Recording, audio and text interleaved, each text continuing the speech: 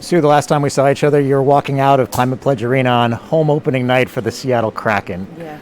What kind of impression did you get that night in seeing what could be your home for at least one more year? I mean, I was truly blown away. I don't know what I was expecting.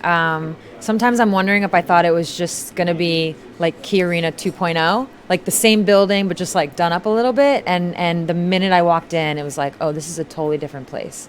Like, I don't even know where the tunnel is. I don't know where I am right now. And in good ways, you didn't even recognize it. And it's just so beautiful of a building. Our locker room's amazing. I can only imagine when there's Storm fans piled in there, what it's going to feel like, the energy. You could tell from the Kraken game, there's a ton of energy.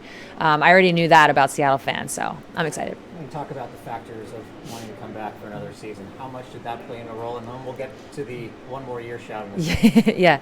I mean, like I was saying, it's like, it did and it didn't, it did not, you know, it was something that was there that was definitely a nudge towards playing, because even though Everett treated us so well, our fans showed up regardless, it wasn't the same. You know, it wasn't being home, so to speak. And for me, especially somebody who played in the building, formerly known as Key Arena, for so long, there was a connection there, just like a feeling of comfort.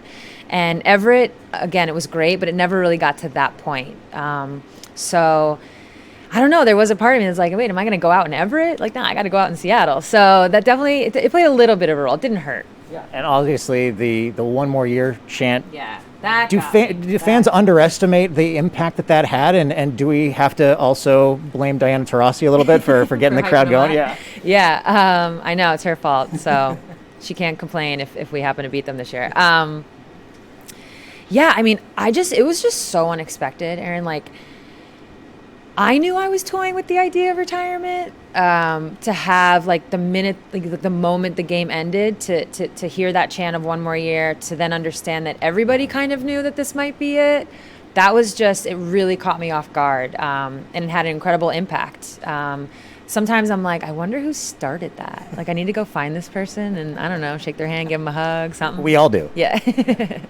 Has anybody approached you about the idea of having a statue outside Climate Pledge Arena? I've heard mumblings. Yeah, I've seen it on social media. Yeah. What would you think about that? Given that I think the only other active player to have a statue that I can remember is Michael Jordan outside the United Center. Yeah. Wow, when you put it in those terms. I don't even know what to say if that were to actually come to fruition. It would be incredible. It would be an honor. Yeah. To have this core group of players back, and I know they say, run it back for one more year and unfinished business, but to have this specific group to have a chance at a championship, and you probably will be the favorites to win a title this year. So that was the most important thing, obviously, in free agency. And like I mentioned before, this core group has proven that it can have that success. And so for us, it's going to be less about, we're not going to start out day one saying anything about championships or trophies. To me, that's not how it works. You just kind of know, that's what it's about. And then every day you try to put the pieces together, because the reality is we do have some new players that we're going to have to get up to speed, kind of get that chemistry going in a short period of time. So that's where my focus is. But we also, like I said, understand that like this is the goal. This is what we do. This is what we're trying to do. And finally, you've had to answer questions about how many more years you had left, maybe for like the last decade at this point. What would it mean for you, though, this season in particular, to go out sort of on your terms and win a championship?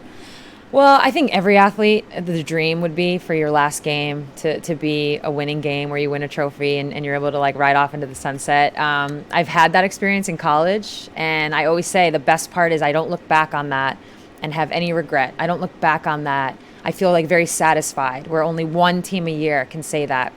But what I'll add is, I've thought about this a lot, obviously.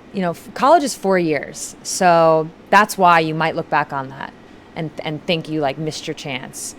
In a professional career that's gone as long as mine has, I'm not putting all the weight in the world and too much value on the fact that I have to win a championship my last year. Would I love to? Absolutely. I mean, anybody who said they wouldn't want to do this is lying.